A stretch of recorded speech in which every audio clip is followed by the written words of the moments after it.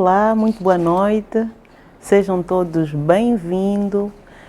Vocês já sabem, Arquitetos é aquele podcast que vos fala sempre dos assuntos ligados à arquitetura, à construção civil, urbanismo e não só, tudo aquilo que converge para a produção de espaços qualificados, até mesmo a questão da educação para esses assuntos. Sejam bem-vindos, estamos na nossa 5ª temporada, quem diria?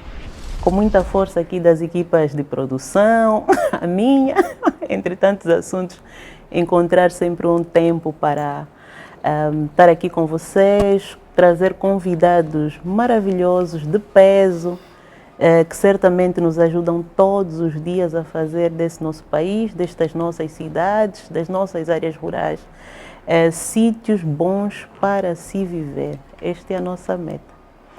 No dia de hoje, trago um convidado também com uma experiência muito rica, muito rica. Vocês já vão ver aqui ao longo do nosso programa até questões profundamente inspiradoras para arquitetos, engenheiros, de um modo da sociedade civil.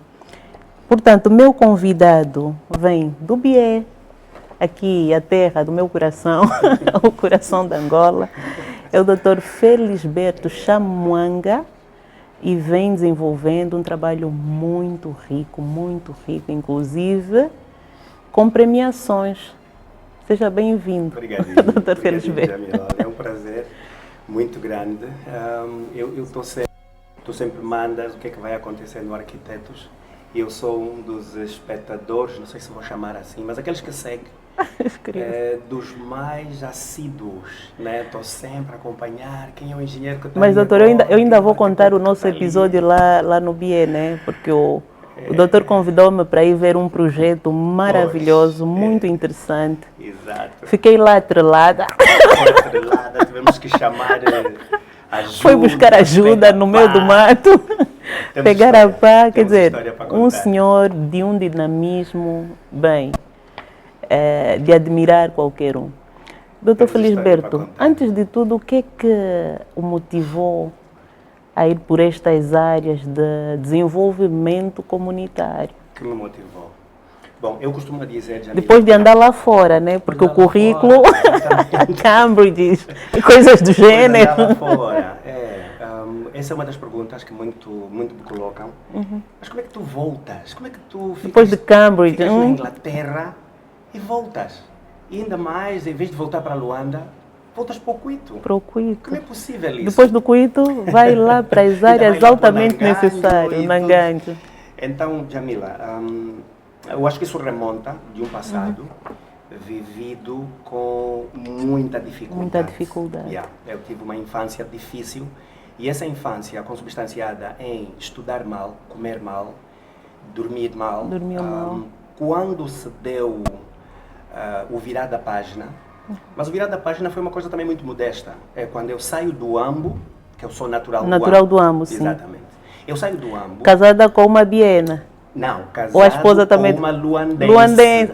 Tirou-a daqui. Interessante. Muito eu bem. saí do Ambo a caminho para o Lubango, mas passo por Luanda. E ao passar por Luanda eu vi um contraste muito grande entre a minha realidade e a realidade vivida cá. Fiquei, por aí assim, fiquei uma espécie de revoltado. Eu disse, meu Deus, há gente que está a viver assim? E afinal de contas, a minha forma de viver é aquela, então o melhor ainda existe. Então foi justo naquele momento em que eu senti que eu tinha uma dívida com a pobreza, porque aquele foi o meu contexto de crescimento. Então, pronto, não disse a ninguém, não fiz acordos com ninguém, foi um acordo intrapessoal. E eu disse para mim mesmo que eu tenho que fazer alguma coisa a favor daqueles que, como eu, têm muita dificuldade de sobressair. Então ali, se calhar, vem a resposta de como é que tu estás lá e depois vens para cá. Mas espera aí, antes disso, de se envolver neste mundo ali de desenvolvimento comunitário, foi lá para fora, estudou gestão, administração, né? Foi. Fez aí uns doutoramentos, uns mestrados. Ia fazer mestrado, não fiz doutoramento. Fez aí uns mestrados interessantes. E eu fiz uma licenciatura em administração de negócios. De negócios. Mas depois, aquilo foi uma bolsa de estudo. Não tinha capacidade de pagar para aquela universidade das mais conceituadas do mundo. Eu, pessoalmente, não conseguiria pagar. Mas foi uma bolsa de uma instituição em que eu trabalhava. Mas, enquanto lá, eu também estreitei relações, aprofundei os tentáculos, conheci mais pessoas, conheci mais instituições, mas eu tinha que voltar porque eu devia 4 anos à instituição. A instituição. Exatamente. Okay. Então volto. Mas era o que? Uma fundação? Era uma organização não governamental? Era a CARE, tu deves ter conhecido a CARE International, ou CARE USA. Propriamente onde eu estive foi a CARE USA, a CARE Estados Unidos.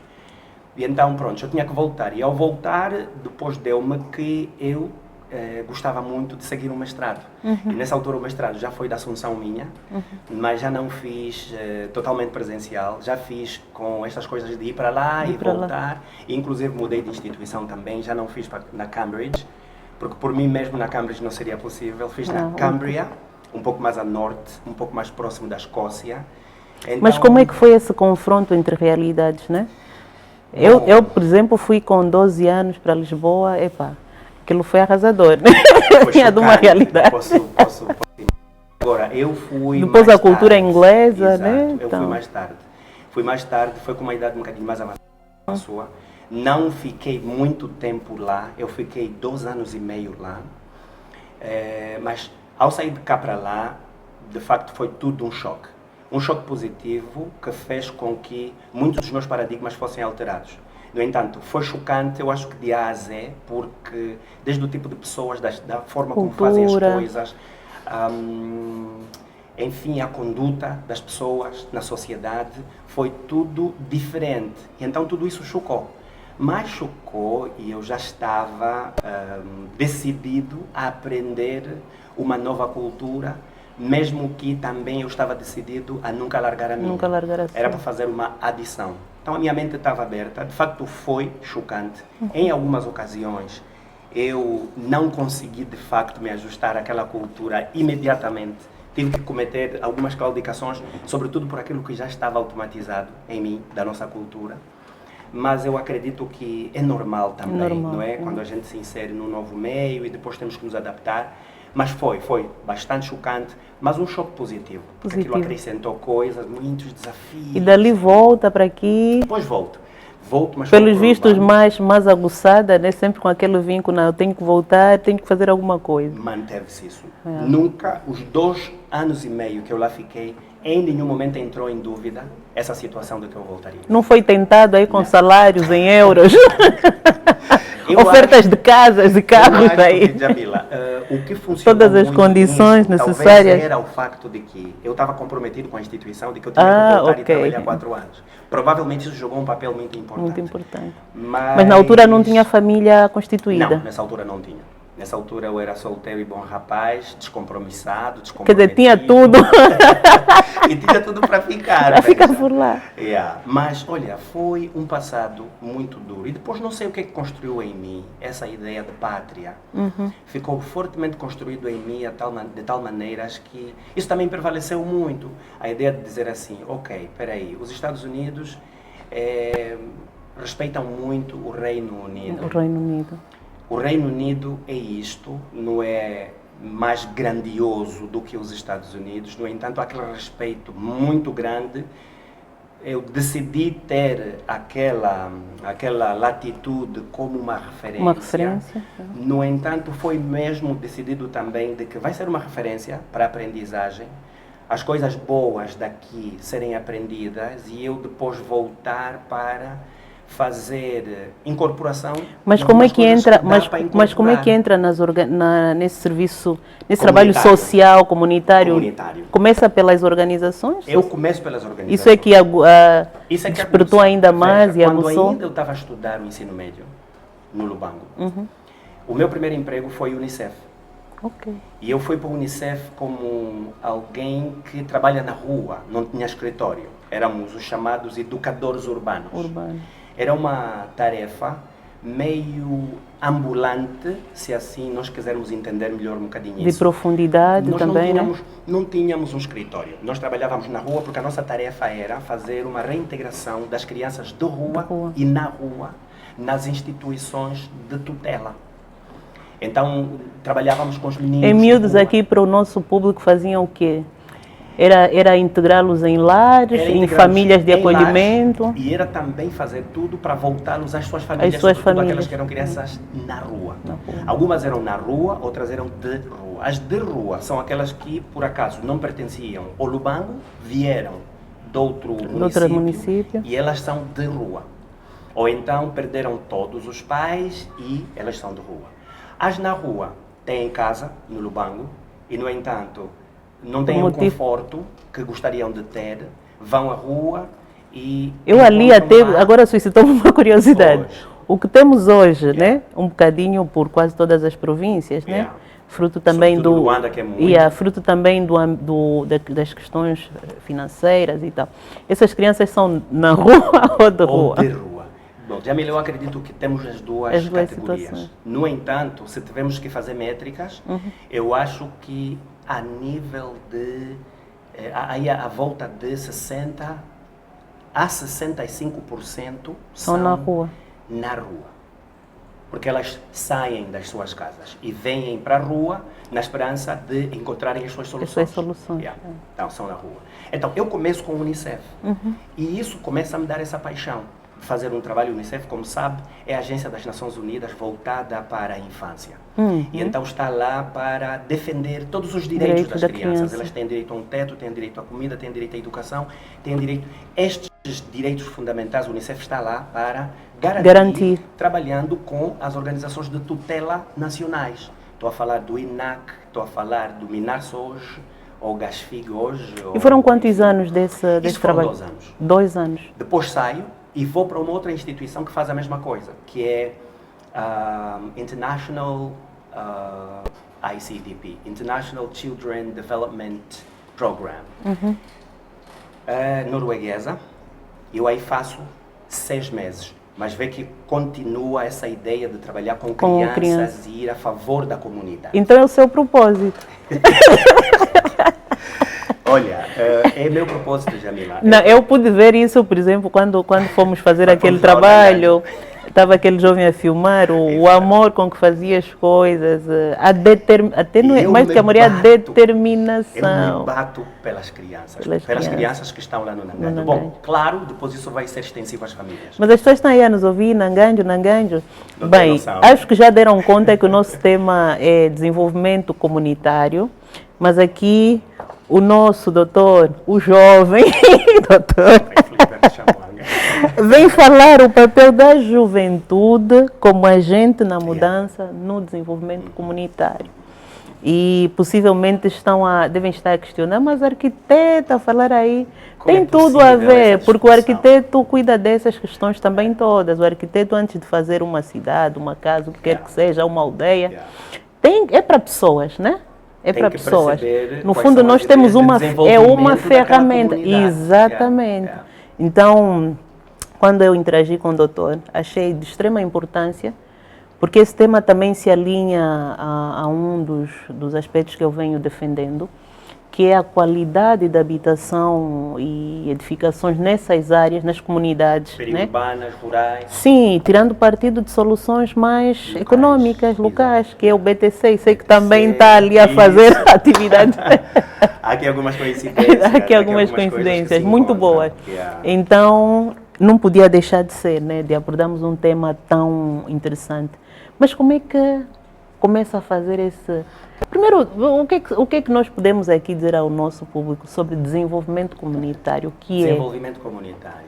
Desenvolvimento comunitário é o melhoramento das condições de vida de uma determinada comunidade. Agora, liderado, coordenado, administrado pelas autoridades governamentais. E as autoridades governamentais têm todo o direito e toda a possibilidade de buscar parceiros, sobretudo da sociedade civil, que é o meu caso, eu estou inserido na sociedade civil. No entanto, uma sociedade civil angolana que acaba fazendo parte do Estado. Estado... Ou seja, aquela nossa ideia do Estado ser algo assim, é o Estado distante. Nós não somos. Nós não somos. Isso tem que ser desmistificado. Tem que ser desmistificado. Não é verdade. Okay. O que nós não somos o governo. O governo. Mas nós somos Estado. Então, desenvolvimento comunitário, Jamila, acaba sendo isso. Eu tive uma Mas quando diz, por exemplo, levar desenvolvimento, né, às comunidades, estamos a falar concretamente o quê? Bom, porque às vezes depois dali alguns podem ter noções de desenvolvimento, se calhar muito subjetivas, né? Exatamente. Mas estamos a falar concretamente de que objetivamente, quando eu digo que uma comunidade, para ser desenvolvida, quais são os critérios básicos que nós precisamos ver nessa comunidade? Então veja, eu vou só fazer um regresso. É o melhoramento das condições de vida de uma população. Então o que é que nós estamos a falar? Nós estamos a falar dos direitos fundamentais básicos. Bom, educação é um direito. Educação, de acordo com Mandela, eu concordo, é a arma mais poderosa para transformar uma nação. Bom, naturalmente que tem conversa ali, se eu pudesse ter uma oportunidade de falar com Mandela, faria algumas perguntas. No entanto, não tive. Não teve. Vai só tomar de empréstimo. Não há dúvidas que é a arma mais poderosa para transformar uma nação. Educação faz parte de um dos direitos fundamentais básicos. Agora, educação e ensino, mesma coisa? Educação e ensino não é a mesma coisa. Quem é que está dentro do quê? O ensino está dentro da educação, a educação está dentro da educação. Okay. Porque educação acabará sendo forjar uma individualidade com princípios, com valores, com conhecimento, de tal maneira a construirmos cultura, a fazermos ele tornar-se maduro e estar pronto às encomendas da sociedade. Então ali vem educação formal, educação informal e educação não formal. Ensino acaba sendo educação formal. No entanto, vai haver ensino até na educação não formal.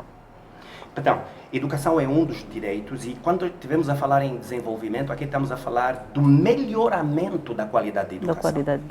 Educação não será só disponibilizar sala de aulas e disponibilizar carteiras.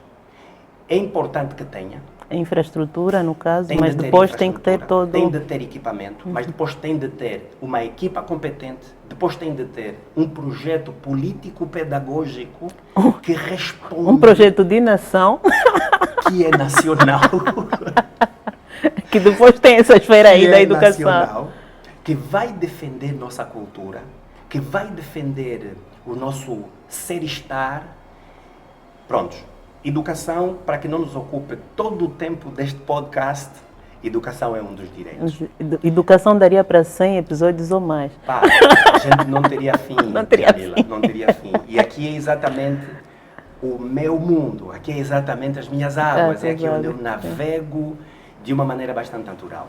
No entanto, os cidadãos em uma comunidade precisam de assistência sanitária, precisam de saúde. Atenção, temos estado a discutir se os hospitais fazem parte da saúde ou o que faz parte da saúde é a agricultura, é o ginásio e é o outro. Há quem diz assim, os hospitais fazem parte da doença. E o ginásio faz parte da saúde. Mas é ou seja, um vai na causa, outro vai na precaução, se tu né? Se promover saúde para alguém, você vai tratar da saúde dele. Como você trata da saúde dele? Faz ele beber água saudável, fazer ele respirar um ar limpo, fazer ele dormir bem, fazer ele fazer exercícios, faz ele comer uma alimentação que não esteja... Nutritiva, pelo menos, né? Seja nutritiva e ela não seja, não sei se eu vou utilizar a expressão, eivada de químicos. Então, isto promove saúde. Agora, quando a gente já está doente e a gente vai para um hospital... Aí estamos só já na doença. Mas pronto. Vamos lá falar da saúde, que saúde é um dos direitos fundamentais também. E depois, ter direito a um nome, ter direito uma habitação, a uma identidade e ter direito a uma habitação Eu penso que aqui, se nós não podemos continuar... Eu, por exemplo, sempre, quando eu olho para... E a habitação que é o teu. quando eu olho para o grande desafio da África, eu digo sempre, habitação e saneamento básico, parece que são aqueles É um calcanhar daqueles. calcanhares daqueles. É um calcanhar daqueles. Olha, Jamila, deixa-te dar aqui um elogio pelos esforços em torno do BTC. Bom, aqui estamos São a dizer mesmo que esforços. uma habitação é um direito fundamental. Veja que no Nanganjo, a comunidade alvo, que nós estamos vamos dizer, atacar, em 2021, a escola caiu na totalidade, colapsou. Porque a escola foi construída de adobe, que é o bloco de terra, e eu quero crer que não tinha uma fundação em condições para aguentar as Pronto, enxurradas foi naquela construída, zona. enfim, de forma, como é que se diz? Foi uma necessidade primária, na medida, sim, da possibilidade, da né? possibilidade. Naturalmente, da as pessoas não são especializadas especialistas. nessas matérias. Não são especialistas. E aqui e acolá, volta e meia, as casas caem na comunidade. Então, habitação é um direito fundamental. E isto configura o desenvolvimento da comunidade. Veja que nós temos de ter tranquilidade para pensar, para projetar. Aí vamos ir para a pirâmide de Maslow, né? As primeiras necessidades básicas, foi segurança, isso. Depois começa a vir aí outras necessidades, mas não isso vai é o contrariar, básico. Jamila, não vai contrariar. E então, pronto, o arquiteto está muito preocupado com habitação, com o arruamento, com a passagem das águas, para não fazer ravinas, eu sei. E então, tudo isso está dentro do desenvolvimento de uma comunidade. E o jovem? Eu ainda lhe perguntaria o que é ser jovem, porque eu estou a olhar para um jovem, não sei se é isso.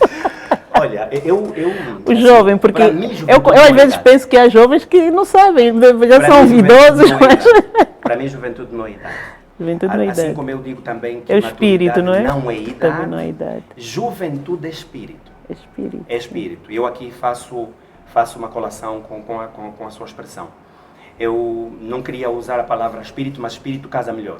Juventude é espírito. O espírito jovem, energia. O espírito empreendedor, a energia que tu tens, que faz com que tu empreendas e tu não queiras que as coisas permaneçam. E ali, agora vou lhe provocar, maneira. Temos um país de jovens? Bom, falamos muito, a África é jovens, mas será que são mesmo jovens? Tácito, são jovens. São jovens, até porque são 68%.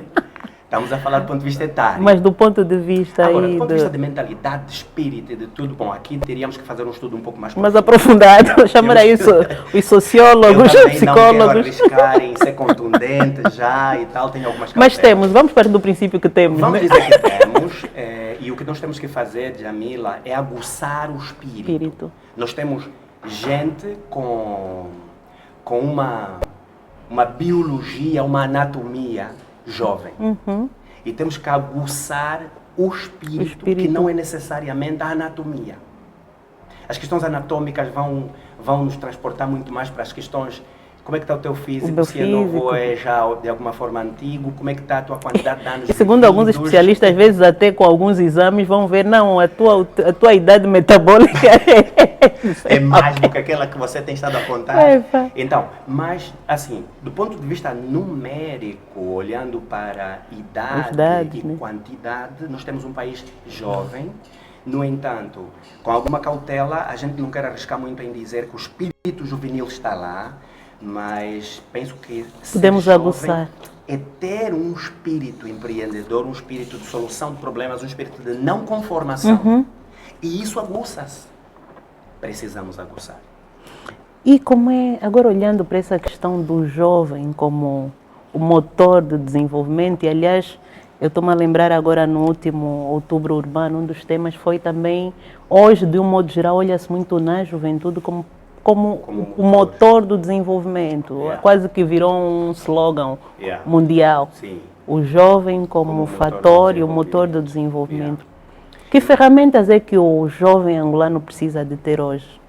Para que seja de facto o motor? Para que seja de facto o motor e um motor adequado à sua realidade, né? Às comunidades, sobretudo. Exato. Porque às vezes pode ser um motor com uns sonhos assim, fora de contexto, como as ideias estão desfasadas, mas que não conhece a realidade. Por exemplo, da nossa conversa que estamos a ter aqui agora, falou da sua história. do seu processo, daquilo que lhe motivou hoje a desenvolver o trabalho, que já vamos entrar em alguma profundidade e perceber qual é. É um profundo conhecimento da realidade onde vai desenvolver esse trabalho, né? Será então, que esse jovem hoje tem que começar por ali? Olha, Jamila, é assim, nós recentemente tivemos o professor Álvaro Alves, nós, o Grupo Educacional Chamuanga e os meninos da 7ª e da 8ª classe, chamamos o professor Álvaro Alves para vir trazer um tema de alguma forma bizarro, mas interessante, que é o cuito na palma da minha mão e dentro do meu coração. A intenção deste tema é fazê-los conhecer e amar. E amar.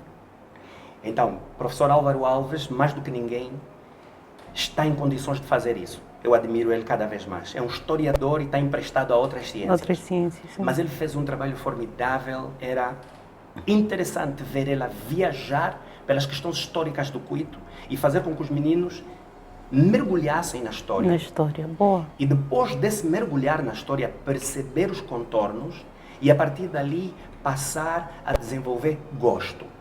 E porque eu sou perentório e eu digo aos meninos, gente, se não desenvolvermos o cuito... O amor.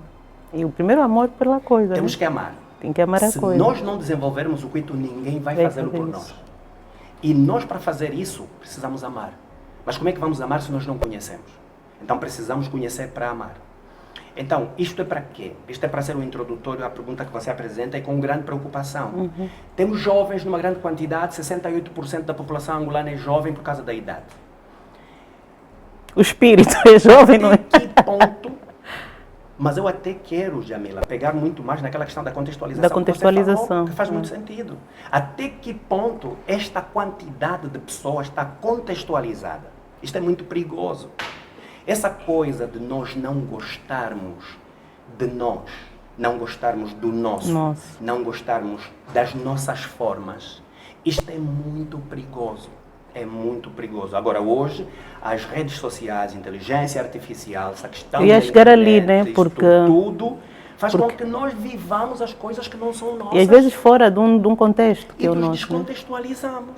Eu sou apaixonada por essas coisas do digital e tal, mas sempre devemos olhar com cuidado de não desligar-me daquilo que é a nossa realidade, não me deixar alienar. De não se alienar. Então, a grande preocupação, Jamila, hoje para o jovem que tem que dizer, porque veja, bom, é verdade que as condições econômicas, sociais, enfim, não estão boas. Estão desafiadoras. E a gente vê cada vez mais caminhões e caminhões, caçambas, de jovens a saírem do país, a irem para Portugal e a irem para outros pontos, a gente vê. Mas eu ainda hoje também vi um post que falava, se todos nós formos embora, o que é que fica? Depois quem é que fica? Depois quem é que vai cuidar? Muda, depois quem que transforma? Depois quem que revoluciona? Ninguém. Então, eu penso que a educação, ela não pode ser só instrução e, sobretudo, dos conteúdos científicos que lá estão. Preocupa-me muito mais se aqui, nos conteúdos... Até porque às vezes não se consegue aplicar, né? Muitas vezes eu acho que o mais difícil hoje é a questão da aplicação. é a aplicação. As metodologias não são ativas. Não são ativas. Você aprende tanta coisa, mas depois chega lá no terreno, ok, agora o que é que eu faço? Perdido, não sabes onde começar. Mas veja... E às vezes até o pior, desenvolvemos um sentido crítico, pela negativa até, criticar, mas depois você pergunta, qual é a solução? E a tua parte, por exemplo? Por que é que tu não te colocas como um obreiro de solução? Por que é que tu foges o traseiro à seringa? Desculpa, depois fica aí a vaguear. Então tu ficas na poltrona, ficas ali a falar, a tua frustração aumenta cada vez mais. Eu em tempos conversava com alguém também assim com um sentido crítico muito aguçado. Ele disse, olha, repara que as grandes transformações que são feitas do ponto de vista mundial começam numa pessoa. A energia elétrica foi um carro, foi um comboio, quer dizer, são individuais, tem que haver uma ignição. Não é global, não é um conjunto de pessoas, não, é sempre uma pessoa em si. Então, Jamila, aqui juventude, país jovem, e até que ponto o espírito juvenil está lá, o espírito juvenil falta, e eu penso que faltam modelos, a educação. A questão modelos é uma página. A questão educação, sobretudo para trazer a questão que tem a ver com pátria, é fundamental. Veja aqui hoje, por exemplo, e aqui em Luanda, no vosso contexto. Aqui em Luanda o pessoal tem uma paixão muito grande de meter os filhos a estudarem nas escolas internacionais. Cada vez mais. Entendes? Você vai na GIS e você encontra Grand International School e está tudo cheio. Quem estão lá são os angolanos. Mas as pessoas querem aprender a falar inglês. E o Umbundo, o Kimbundo? Onde é que fica o Kimbundo? Onde é que fica o Umbundo? Onde é que fica a Fiote, proteção entre do que nós somos? Porque depois, quando nós não temos uma identidade, nós somos perdidos. Atenção, eu sou um grande promotor da língua inglesa, Conheço a bem. nível da cidade do Quito. Mas a nossa abordagem não é uma substituição. A nossa abordagem é um acréscimo. Um acréscimo. Nós somos pelo mundo, mas é verdade que o mundo se tornou numa Aldeia global, exatamente. Por causa disso, precisamos da chave que nos faz andar pelo labirinto deste globo. E então, o inglês acaba sendo uma das chaves. No entanto, repito, nossa abordagem não é uma questão de substituição. Eu mesmo falo Umbundo. É uma questão de acréscimo. Mas o que eu vejo como perigo é a ideia de abdicar daquilo que é nosso e na totalidade substituir por alguma coisa que não é nossa. Não sei de quem será a culpa, mas eu começo a olhar e tentar encontrar alguns gargalos. A nível da educação, por exemplo, a conversa sobre pátria enfraqueceu, se não mesmo desapareceu. Às vezes nem é só nas escolas, nas famílias, nas igrejas. Na igreja, Saiu do a conversa sobre a pátria enfraqueceu, se não mesmo desapareceu. Mas a pátria é nossa e nós não podemos fazê-la desaparecer de nós. Isto aqui acaba sendo como um grito, não é? Da aflição, apelando não só às escolas de todos os níveis, mas apelando inclusive às famílias também a fazerem a sua parte. Mas então podemos dizer que para o jovem se tornar esse motor de desenvolvimento, no caso particular da Angola, primeiro deve conhecer e resgatar esse patriotismo, que no fundo é o amor à pátria. Tem que ser, Jamila, tem que ser.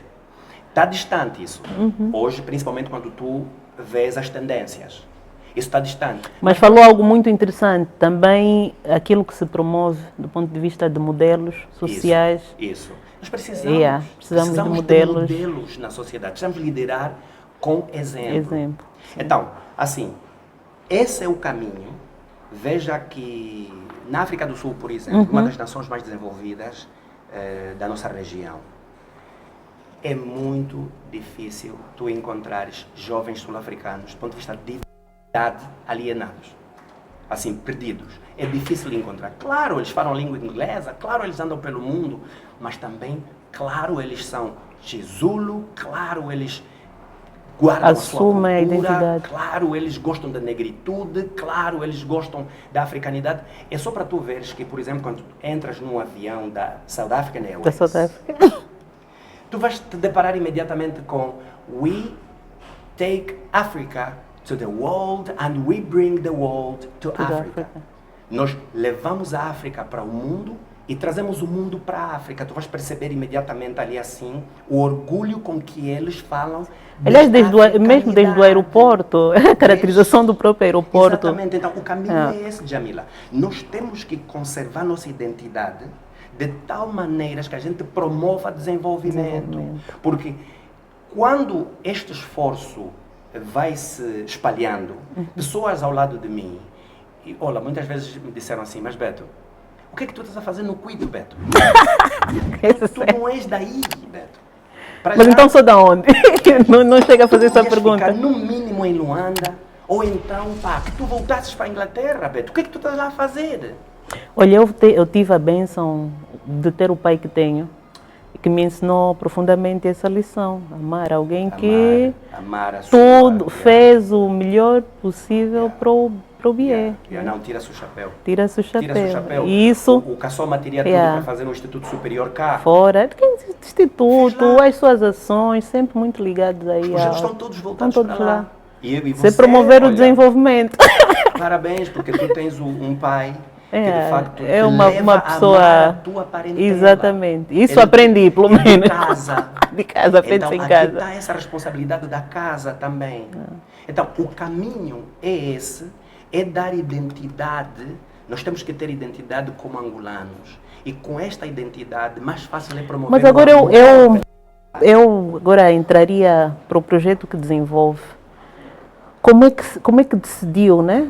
Porque para não pensarem que o país está mal, porque a semelhança do seu caso tem inúmeros projetos pelo país de pessoas singulares, né? E alguns até parceiros do Estado que vão desenvolvendo projetos comunitários muito interessantes. E no seu caso, como é que sai ali das organizações e decide então, eu vou ser o agente de desenvolvimento? Aos 20 anos, aos 19 anos descobri um professor em mim. Aos 20 anos desenvolvi o primeiro sonho educativo, que foi de fazer uma escola para as crianças como eu. Mas não demorou muito, compreendi que uma escola para crianças como eu custaria-me dinheiro e eu, não tendo esse dinheiro, não conseguiria desenvolver. Daí que parti para a criação do Grupo Educacional Chamuanga, que é uma escola para aqueles que conseguem pagar, para que depois estabilizada eu consiga dar um passo para trás e dizer assim, fazer a sua responsabilidade eu vou fazer social. aquilo que é a minha responsabilidade social, aquilo que foi o meu primeiro sonho. E a ideia inicial era para fazer no Lubango, mas depois eu aprendi com um sábio de que nunca deves adiar os teus sonhos. Eu fui para o Cuito transferido. E eu hoje vim a ouvir uma palestra de uma senhora que dizia que os sonhos, as ideias nos escolhem. Se você não realiza, vai procurar outra pessoa que realiza. Nunca deu conta que teve uma ideia, encontra alguém a fazer exatamente a sua ideia. Então, as ideias estão ávidas. As ideias andam por aí. Elas estão... surge na tua cabeça, então, mas se não realizar, vai para outro. A fertilidade. Sim. Pois, então não se adiam os sonhos. Posto no Cuito, entendi que aqui devo fazer. Inicialmente, eu apaixonei-me pelo bairro do Ndongwa, mas o bairro do Ndongwa, e por causa também deste tempo de demora para o início, o bairro do Ndongwa depois ficou encharcado, muitas casas, e aquele projeto precisa de espaço, porque aquilo é educação, desporto, é empreendedorismo junto, é também orientação espiritual, mas o cavalo de corrida é educação. Segurando na sua mão o desporto. Educação para a transformação da mentalidade e o desporto para o empoderamento econômico, aqui porque estamos a ver que o futebol de facto está a empoderar economicamente muita juventude.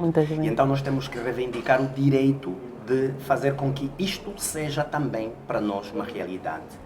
Então pronto, o Ndongwa fechou, não havia espaço, e em 2020 fui convidado a ir para o bairro Nanganjo. E assim, ia fazer o quê? Um trabalho social? Foi do pastor da minha igreja que convidou-me porque ele foi convidado pelas autoridades, ele tinha solicitado um terreno para a igreja, ele disse assim, Beto, vamos junto porque tu tens muitas dessas ideias boas ali assim, dos projetos, vamos lá juntos. E aquilo foi providencial. Ao chegar no bairro, apaixonei-me pelo bairro por três razões. Uma, a comissão dos moradores, coesa, unida, com pensamento para frente, apesar das grandes limitações. Segundo, o senso de organização do bairro. Tu naquele dia não chegaste a perceber, mas aquele bairro tem ruas com sentidos. Eu nunca te apresentei porque naquele dia depois do infortúnio, a gente já nem fez não, mas ainda andamos lá por dentro, na zona da... Ainda andamos por ali assim. E depois a outra coisa era o espaço disponível. Então essas três coisas apaixonam-me e eu digo assim, a pobreza em Angola são 75%. Ela está espalhada por todo lugar. E essa pobreza extrema é multifuncional, mas é extrema. Não estou no Ndongwa, o Nanganjo não também é diferente. A pobreza está aqui também. Então estes foram os gatilhos que fizeram com que a coisa fosse favorecida para aquele bairro e dali para frente, olha, começamos primeiros contactos com as autoridades locais, dizer qual é que é o sonho. O sonho é muito grande. E conseguiram visualizar, ter o alcance do sonho, né? Porque às vezes o mais difícil é encaixar uma multidão de pessoas numa mesma visão. Eles conseguiram, sobretudo aquela equipe que lidera o bairro. Eles conseguiram perceber o sonho, conseguiram perceber. E a venda do sonho é aquilo que Martin Luther King fez, né? A forma como tu vais fazer mudanças que vão durar para sempre, não é nem esforçando, não é nem tu assumires a tarefa sozinho, mas é tu venderes o sonho. Às pessoas, e as pessoas chegarem a ponto de comprarem esse sonho e elas correrem com esse sonho como se fossem elas que sonharam o sonho. Então, de Martin Luther King a gente consegue encontrar isso, da Madre Teresa que trabalhou em Calcutá a gente consegue encontrar isso. Todos os grandes mobilizadores. Encontrar isso.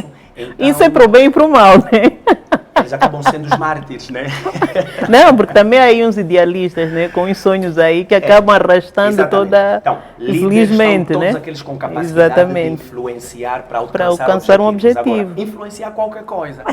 Influenciar o bem, influenciar o mal. Infelizmente. Yeah. O mal Então, também. Jamila, foi assim que aquele bairro entra na órbita e a Tupongoloqui, que é esta organização não governamental chamada Transformemo-nos, já na tradução, porque em Umbundo o slogan é só transformados podemos transformar.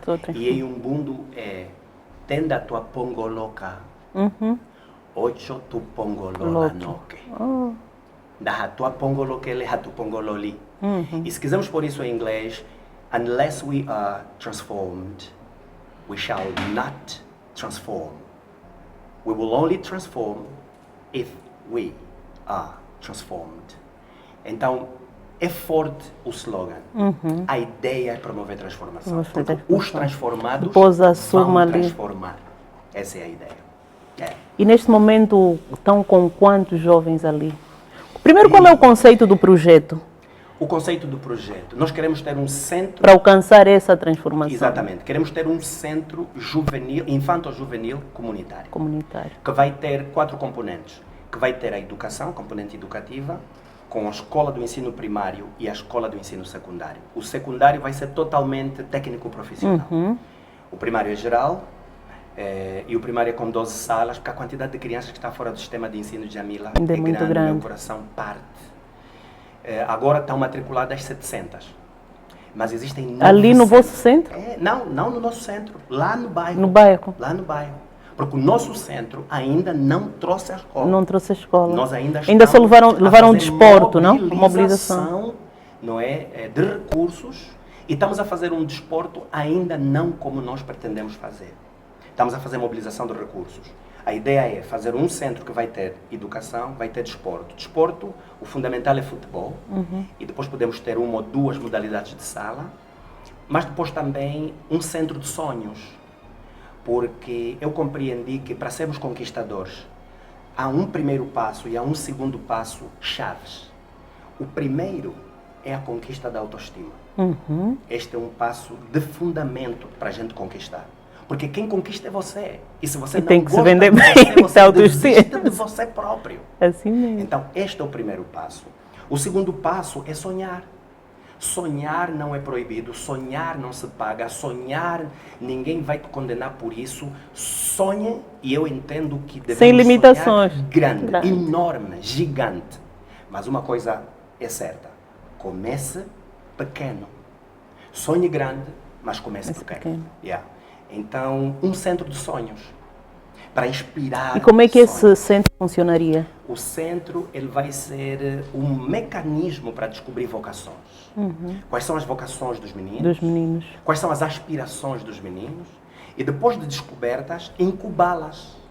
Fazer com que, ao longo de alguns anos, eles se desenvolvam para planos de investimento. Então, o teu sonho vai se transformar num plano de investimento. E quando tu fores, se eventualmente o fores, um atleta de futebol que vai jogar no Al Nassr. Assim seja, está comprado o sonho. E vai ganhar os 70, 80 milhões de kwanzas ao mês. Tu já tens um sonho desenhado. Teu sonho já está desenhado, tu já tens o teu projeto como um plano de investimento. Então, a outra componente é a componente de orientação espiritual. Isto, para mim, tem que estar lá, porque, Jamila, o mentor é aquele cujo experimento deu certo, sabes? Tu nunca vais buscar um mentor cujo experimento não deu certo. Se tu, imagina o que o meu rapaz está a dizer, por isso é que é mentor, né? Imagina. O Zanin precisa. O Zanin está a estudar arquitetura. Ele quer ser um grande arquiteto. E ele está à busca de uma orientação no ramo.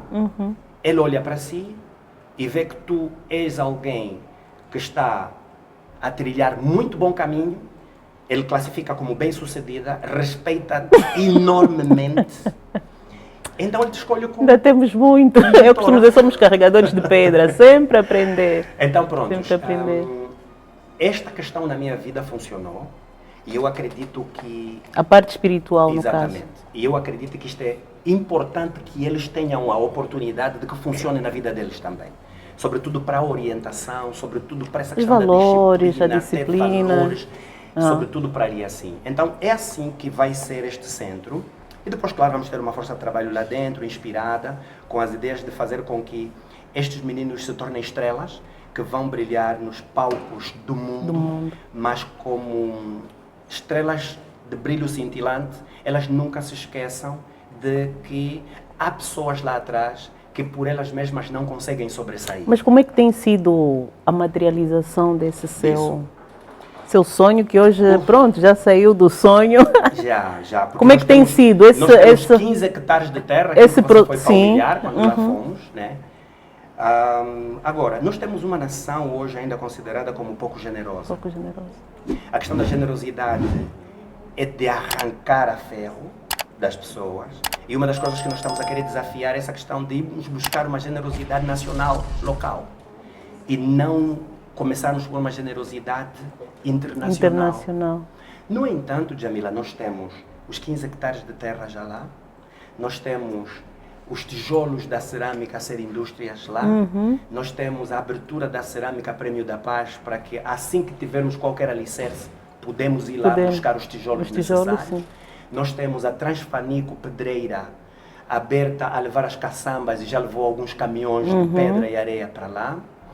Nós temos, enfim, vários parceiros e é isso que estamos a fazer agora. Buscar os parceiros para construirmos a primeira escola, mas fazer com que a ideia seja cada vez mais espalhada no interior da comunidade. E continuar a dizer assim, ninguém veio resolver o problema desta comunidade, ninguém externo. Mas qual é o retorno que tem da comunidade? Eles são partícipes desse sonho? São partícipes, muito colaboram a fazer as coisas. Por exemplo, vamos buscar as coisas, não vamos lá buscar, vamos cavar. Assim, eles entendem. Quer dizer, tem toda... Nós os arquitetos defendemos tanto os processos participativos, quer dizer que ali, pelo menos, a comunidade já está mobilizada, já está sensibilizada. Quer dizer, precisa às vezes do empurrão, do auxílio. Do líder, precisa de alguém que vai impulsionar isso. Então, assim nós estamos. Hoje, nós temos uma associação das mulheres empreendedoras do BIE, que ouviram do projeto, apaixonaram-se e disseram assim, nós queremos participar. E então mobilizaram-se, foram lá para cima e levaram-nos cimento, levaram-nos 50 sacos de cimento e disseram assim, não, nós vamos mesmo já lançar a pedra da escola de 12 salas. Mas eu disse, senhoras, só com cimento. Vocês vão lançar a pedra só com cimento? Eu aqui estou a precisar ainda de ferro, estou a precisar dessas coisas. Não, nós vamos mesmo já lançar, isso é para te dar força. E lançaram, está lá a pedra lançada. Mas 50 sacos de cimento não é suficiente. Nós precisamos de bastante cimento. Vamos já deixar aqui também um apelo, quem nos assiste. É um projeto fabuloso, já tive a oportunidade de lá estar. Há realmente naquele sítio uma energia muito positiva e, sobretudo, pessoas que precisam do nosso suporte, do nosso apoio, né? Empresários. O doutor está localizável, é ativo nas redes sociais. Bastante. Comunica muito. Hoje eu costumo dizer, até calado estamos a comunicar, então é melhor comunicar de forma estruturada. Comunica muito, se quiserem visitar, também está no município do Cuito, facilita tudo, né? Facilita muito. Então, de facto, mas eu também acredito que esses passos que já deu de mobilizar a comunidade já provocou alguma transformação na comunidade. Já. Que transformações são essas que conseguiu observar hoje? É a questão da luta contra o marxismo. 2 é a advocacia. Eu vou pegar a luta contra o marxismo. O marxismo apega-se na filosofia de que alguém é responsável por resolver o problema de uma multidão. E isso é um ganho lá. Porque assim, somos pobres no Nanganjo? Somos. Dificilmente temos 3 refeições, dificilmente temos 3. Normalmente uma temos, 2 é um esforço. No entanto, sempre que recebermos uma visita no bairro, seja de um doador, de um amigo. Nós agora, por exemplo, estamos à espera da visita do presidente do Petro de Luanda. Falo isso com muito orgulho. Também foi desportista, não? Ele é desportista. Não, o doutor. Eu sim, basquetebol, futebol, a minha modalidade é basquetebol, já joguei muito futebol. Toda visita que vem, nós temos que dar comida. A essa visita. A galinha. Galinha. O feijão, fungo, o tipoque. Feijão. Então, estamos a dizer o quê? Ninguém veio... Não, isso aqui é uma atenção. Se for ao BIE, lhe matarem lá uma galinha, você está assim você está bem recebido. Agora, se não lhe matarem lá nenhuma galinha, já pronto. Então, vê, nenhuma que sangue, nada. Jamila, porque assim, ninguém... Em condições normais, um adulto não pode ser despesa de um outro adulto. Despesa de outro adulto, yeah. Ok? Cada um sofre o sofrimento dele. Mas em nós existe um dinamite que precisa explodir para fazer a alteração da nossa realidade. E eu acredito que há um dinamite em cada uma das crianças e dos jovens do Nanganjo.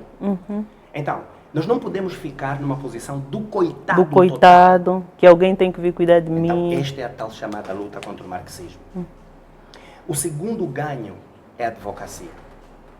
Por causa da Tupongoloqui, hoje nós atraímos a presença das autoridades governamentais.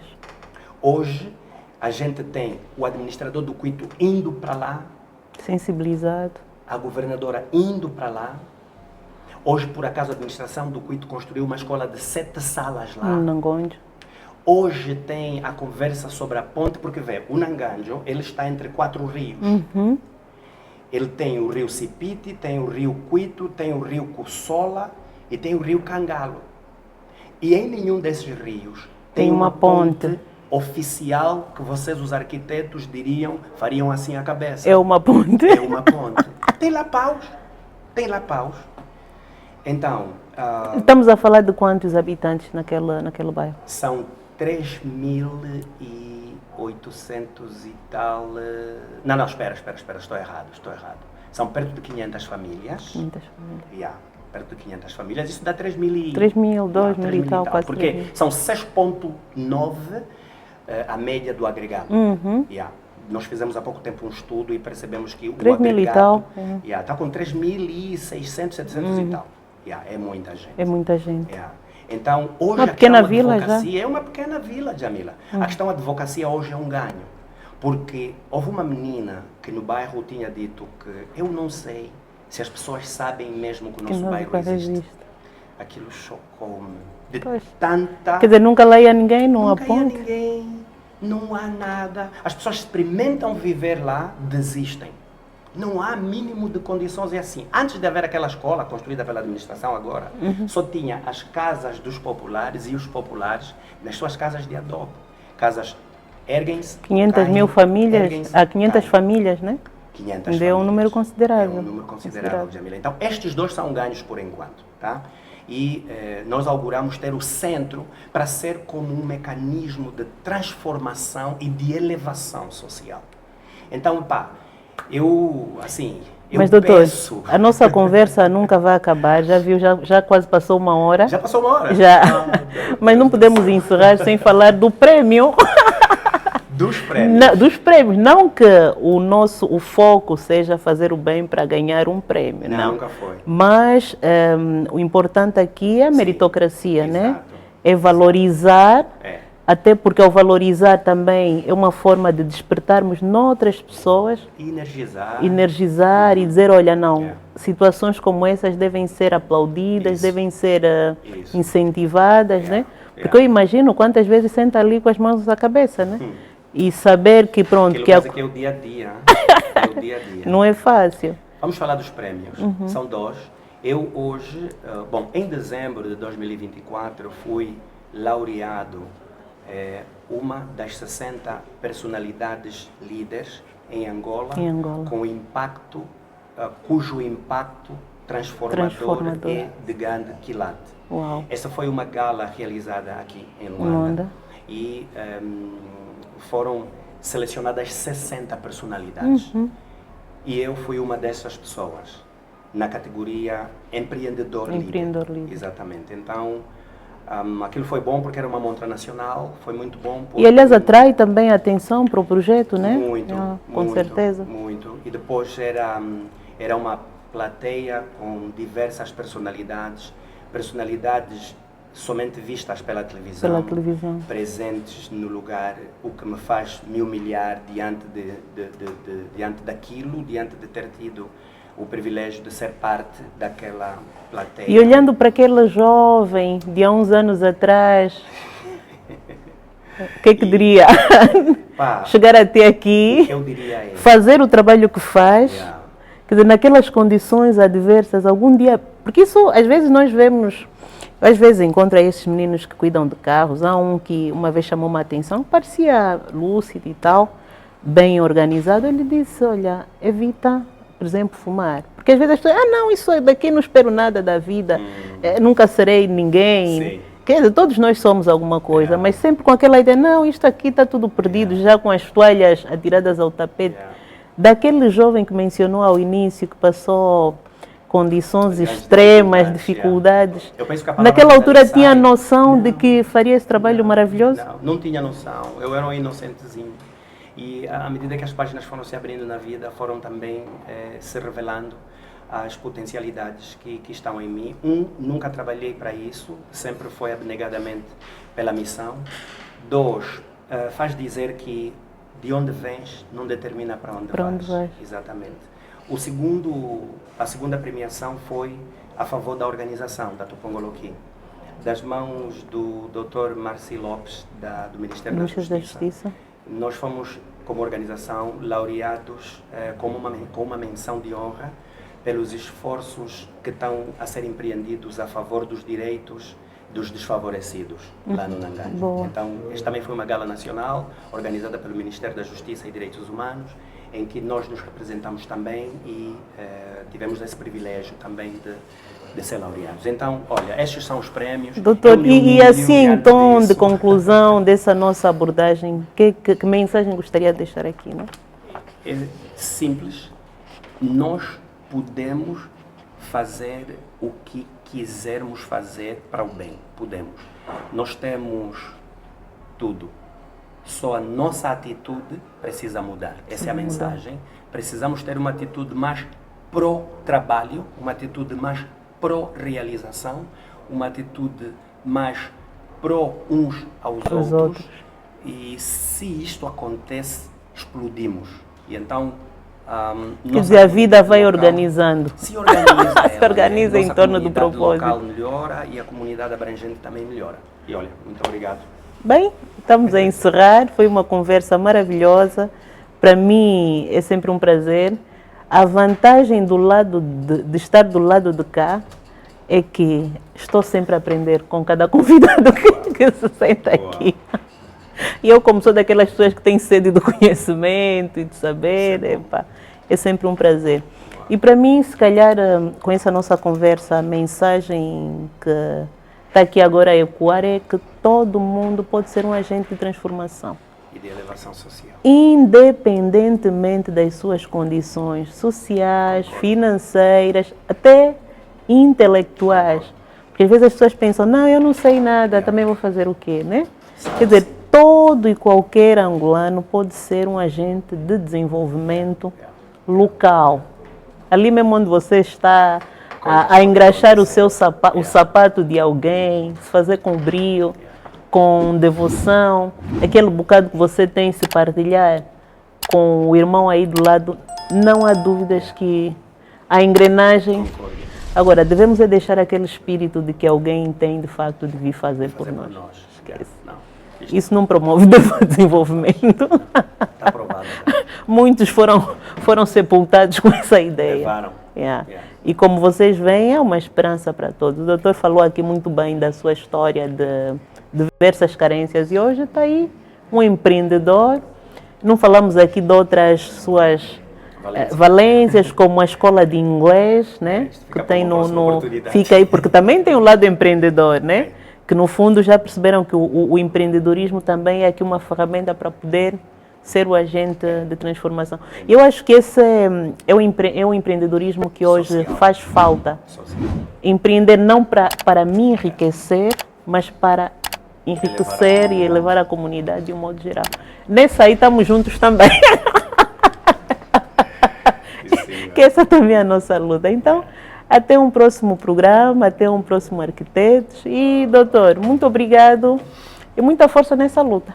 Tá? Obrigadíssimo. Terei força. Sim, senhor. Pego toda essa energia.